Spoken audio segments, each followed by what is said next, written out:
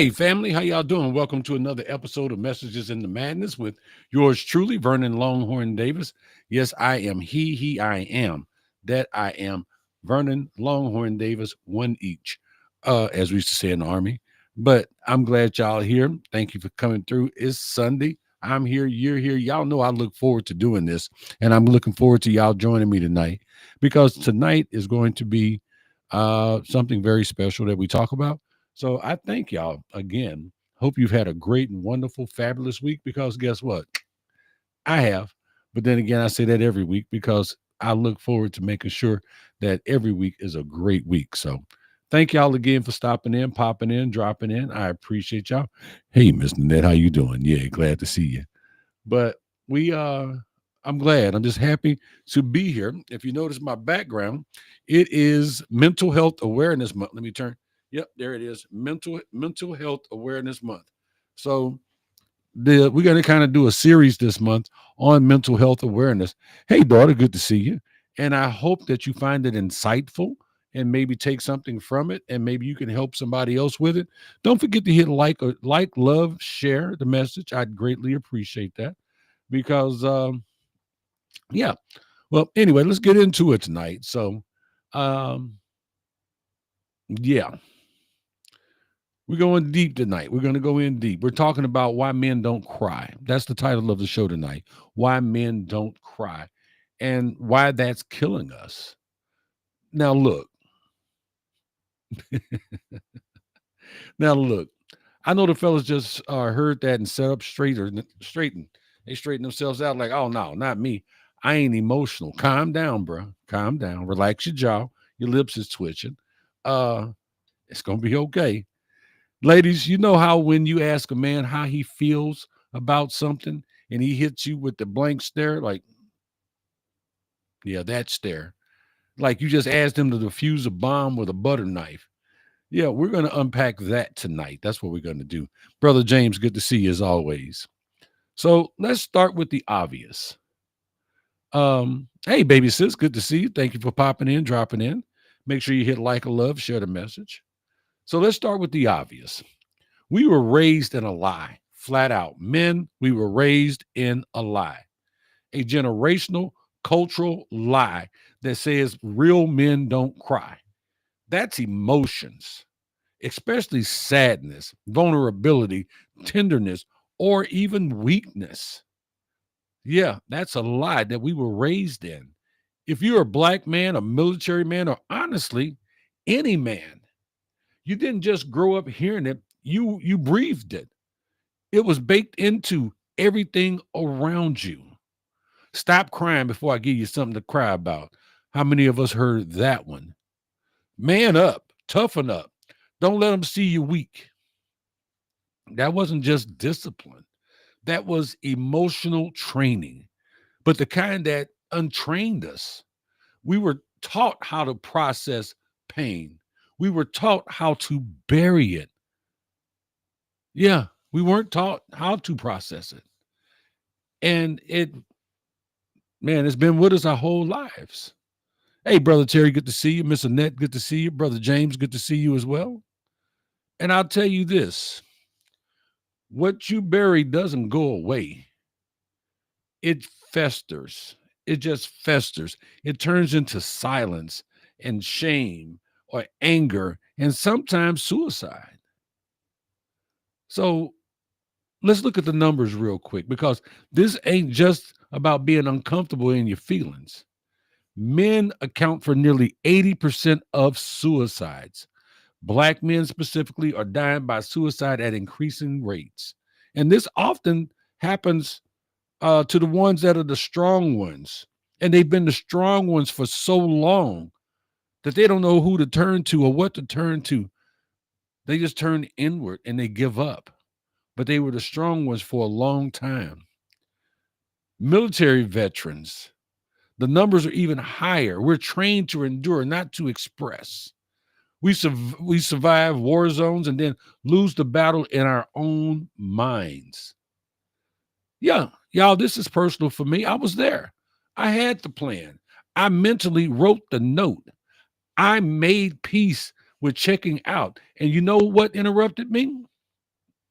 Another man, not a therapist, not a hotline, just a man, a brother I barely knew who walked into my life, sat down, and unknowingly gave me permission to feel human again. See, when men cry, the world doesn't fall apart. But when we don't, we fall apart. We do. Men do fall apart. And the world keeps on going. James, you're right. The 1,000-yard stare. You're absolutely right. So let me ask y'all something. And please put it into the chat. Think about this.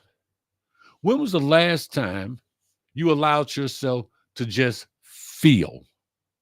Not fix it, not be numb, not be distracted, but actually feel something. When was the last time you gave yourself permission to not be okay? To say, this hurts, or I'm scared, or even just, I don't know what I need right now. The silence you're feeling in your chest right now, that's the part of you that's been waiting for that moment. Don't ignore it, because it's not just going to go away. And those are some hard questions to ask yourself or to say. Now, I'm fortunate that I'm pretty much in touch with my emotions. If I'm, oh man, I've cried in front of a supervisor because I was just so upset. And I was upset because I couldn't do anything about the situation. But anyway, that's a whole nother story. But I'm in touch with my emotions. And I think that's a good thing most of the time.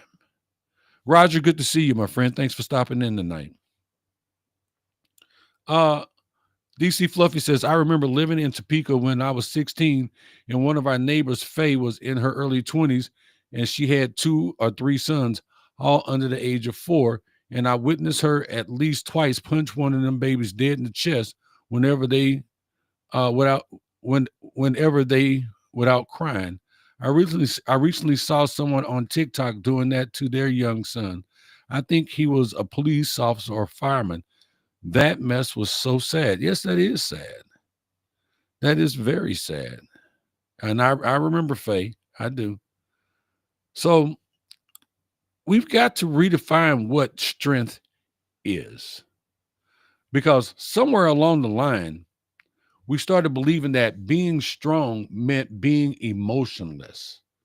But real strength, that's courage. It takes courage to say, I'm not okay. It takes courage to cry in front of your kids and show them what being human looks like. Hell, I cry in front of my kids. I cry when I'm happy to see them. It takes courage to hug your brother and say, I love you, man, without needing a funeral to do it. Ladies, thank you for holding space for us while we figure this out, because y'all have been holding space for us. We know we can be hard to read. We're like a messed up printer. Lots of blinking lights, no idea what's wrong, and we're definitely out of ink. Yeah. For those of y'all that are just joining us, the topic of tonight is why men cry. Why men don't cry. So let's lighten it up for a second. Sorry, because I was starting to feel something in here. Let's lighten it up. Because see, fellas, we malfunction emotionally, and y'all know it. You know we do. You ever been in a serious relationship talk, and she hits you with, so how do you feel about that? And you're like, I'm good. That's our default setting. Good. Yeah, I'm good. I'm cool. Which, ladies, for y'all that don't know, this is code for I don't know what I feel. I haven't processed it. I haven't processed it. And I'm praying this conversation ends soon so I can get me something to eat. We can talk stats, fix engines, run companies, lead troops, but ask us how we feel. That's when we hit the blue oh shit button. No, you didn't ask me how I feel because see, we grew up not talking about how we feel. Yeah. It's funny until it's not. Until it's midnight and you're scrolling through your phone thinking, I can't keep doing this. Whatever it is, I can't keep doing this. And then that's when you realize feeling isn't weakness, it's a survival skill. Yes, it's a survival skill. Annette says, I only saw my dad cry once in 45 years when my mom died. He was a World War II vet. Yeah. Unfortunately, sometimes it does take something pretty dramatic to get us to that point. But like I say, I'm blessed, very blessed that I have a pretty good grip on my emotions, good, bad, or indifferent.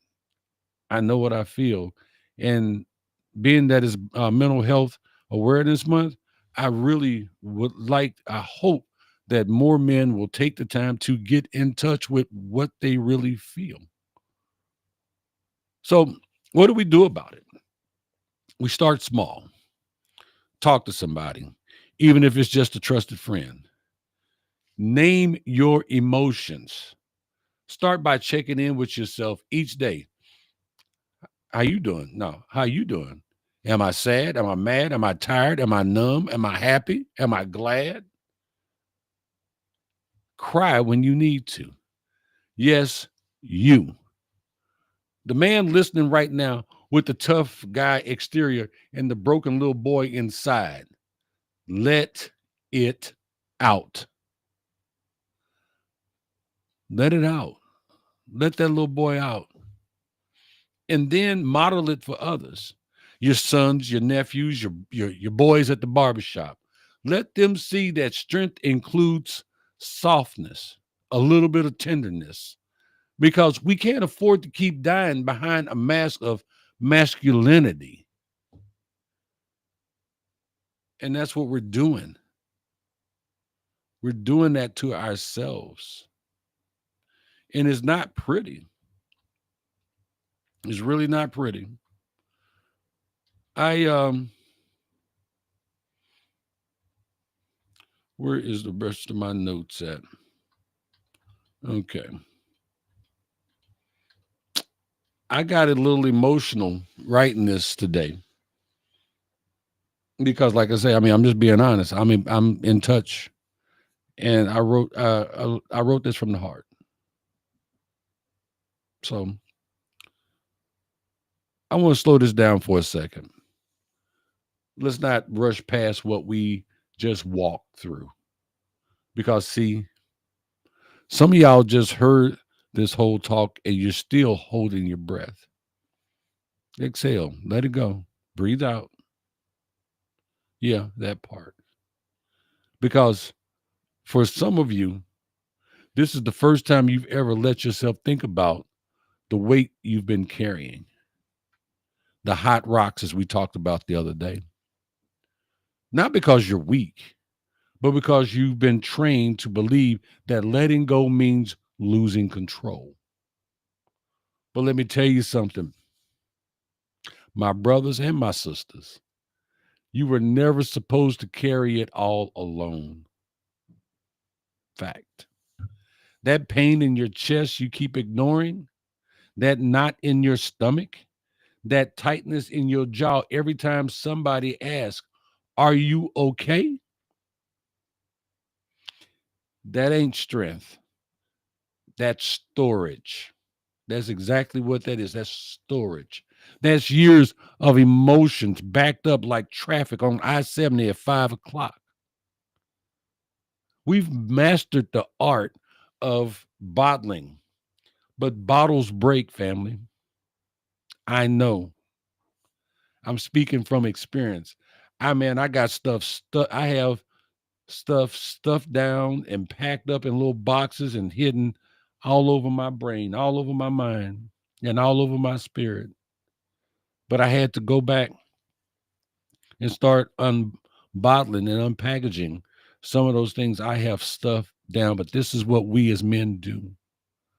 We stuff it. We put it in a box. We try to hide it. We bury it because we don't want to talk about it. Because and we don't want to talk about it, and we are afraid to talk to the wrong person about it. Because people may be sympathetic. People may look you in your face and pretend that they're sympathetic, but they talking shit behind your back. Just being truthful. Um, James says, feeling is one thing, saying how you feel is a whole different thing. This is very true. And some of us are not very good at saying how we feel. We got to get better at it. We've got to get better. It's just like eating bad food. You got to get it out of you. One way or the other, it's coming out. But the faster you get it out, the better. You're right, Annette. Bottled up emotions they are killer. So again, as I said, we've mastered the art of bottling, but bottles break. And when they break, it ain't nothing pretty. They don't just crack quietly, they explode. We see it every day. We see it every day. That man at work who finally snapped. The father who walked out and never came back. That friend who seemed fine until he wasn't. I was talking to Miss Danette one day. I said, you know what? It took me to get to this age that I'm at now to understand why men walk out going, I'm going to the store to get a pack of cigarettes and never come back. Or why women drop the kids off at school and just keep on driving. It took me to get to a certain age for me to understand that, because I never could understand. How could you leave your family? How could you leave your children? How could you just walk out? You see, when we don't deal with our emotions deal with us. I'll say it again. Our emotions deal with us. When we don't deal with them, they're like, oh no, let me holler at you. Come on over here, let me talk to you for a minute. Oh, you don't want to talk? Then we're going to talk right here where you at. And they going to clown. But they talk to us through depression and anxiety and outbursts and addictions and isolation, even health problems. Yeah. Y'all ever notice how many brothers dying young from sudden strokes and heart ailments and heart attacks? Not just men, but women too. But we talking about men today. That ain't just cholesterol. No, that's called contained trauma. So let me ask you again. When was the last time you allowed yourself to feel? Not analyze, not fix, not man up, just feel. If you can't remember, then tonight needs to be the night that you change. And I get it. I get it. Some of us weren't taught. Well, I take that back. Some of us were taught crying is for girls. But guess what? Guess what? Jesus wept. And last I checked, nobody questioned his strength. Martin Luther King Jr. died. I mean, not died, but he cried. Malcolm X cried. Muhammad Ali cried. You know why? Because they were fully human. And so are you. You are human. Annette says, interestingly enough, at the VA, my Iraqi freedom vets open up easier than other war veterans. World War II were the stoic ones. Yeah, because that's what we were taught not to do. Annette says, I can no longer cry. Subject hits home. Sorry to hear that. But I'm glad you recognize it. But remember, you are human. You are fully human. There's no S on your chest. You didn't come from a faraway planet. You are not a mutant. You are human. It's time we reframe this whole thing. Crying doesn't make you less of a man. It makes you a whole man. And to any man listening to this who's been numbing himself through work, through silence, through scrolling, through sex, through substance, through alcohol, through fishing, I see you. I see you. I've been you. I'm telling you now, you deserve better. You deserve rest. You deserve relief. You deserve room to not be perfect. So tonight, I want you to give yourself permission to do three things: feel, speak, heal. Talk to somebody, talk to a friend, write it out, take off the mask. You don't need to wait until you break to ask for help. You don't. You can do it right now before life forces your hand, before you end up in a situation where help is just given and people are assuming they know what you need when you can actually tell them what is it that you need. Don't let life force your hand. And if you're thinking, I don't know where to start right here with us. Start with me. My inbox is open. My platform is real. You are not alone in this. Drop me an email. If I can't help you, I'll point you in the direction. Because I'm not a doctor. I'm not a therapist. Yeah, I'm a life coach. But if I don't have the answers, I'm man enough to tell you I don't have the answers, but let me help you find the answers.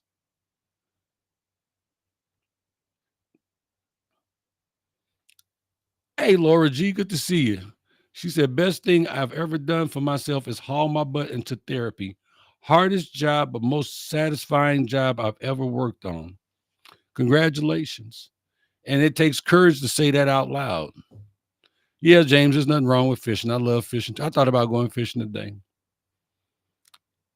Annette, I'm glad to hear you in therapy. I really am. Fellas, we've been at war long enough. Not just overseas, not just in these streets, but inside our hearts, inside our minds, our relationships, inside our souls. But peace doesn't just happen. Peace is chosen. You get to choose that.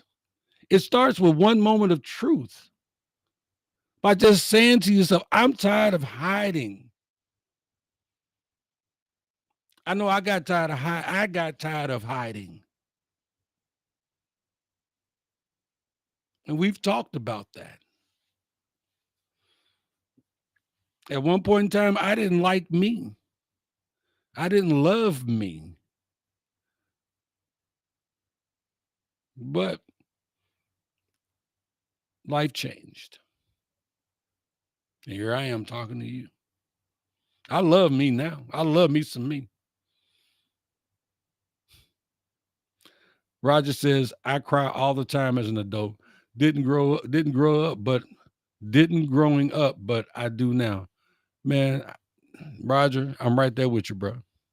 I let it out. If I'm mad, I'm mad, which very, very, very, very rarely happens.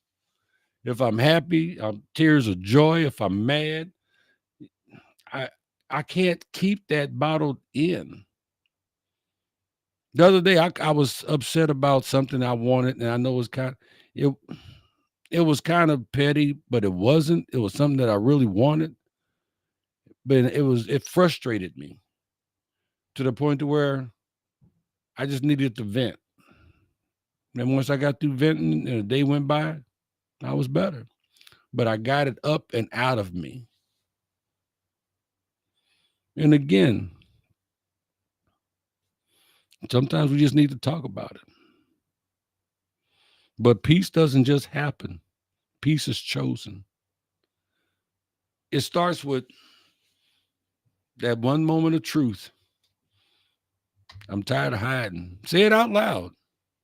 Say it to yourself. Say it to someone. And then let the healing begin. Roger, thank you for that. Roger says there are tears of joy now. Let the healing begin. Because, see, your wife needs the full you. Your children need the soft you. Your brothers need the honest you. And you need the free you. The version of you that doesn't have to armor up every damn day just to survive. You got to put on your armor and grab your sword and walk out into the world just to survive, just to keep yourself covered up, just so you don't show any emotion. You need to be free of that armor and lay down your sword. Because really, you're fighting yourself. There's a version of you that knows tears don't make you broken, they make you real.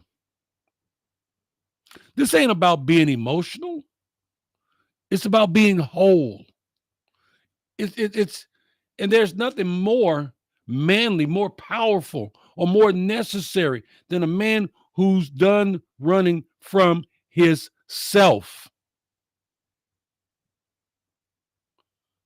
So let the healing start with us right here, right now, together.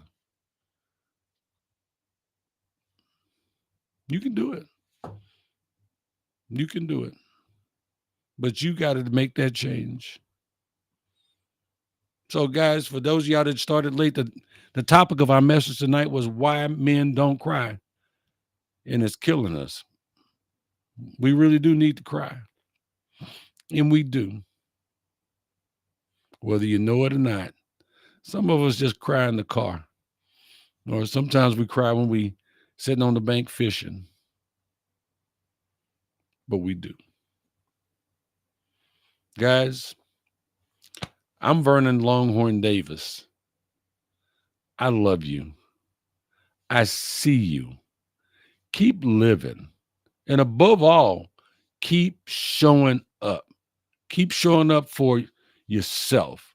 Keep showing up for your family. Keep showing up for your friends. Keep showing up for your life. Because, see, somebody out there needs you. They need you. But most of all, you need you too. Yeah. That's my message tonight, y'all. If you got any comments for me, put it into the comment section. If not, I'm going to say what I always say. I love you. God loves you. Take care of yourself. Respect yourself. Love yourself. Take care of them kids. Respect our vets. This has been another episode of Messages in the Madness with your host, Vernon Longhorn Davis.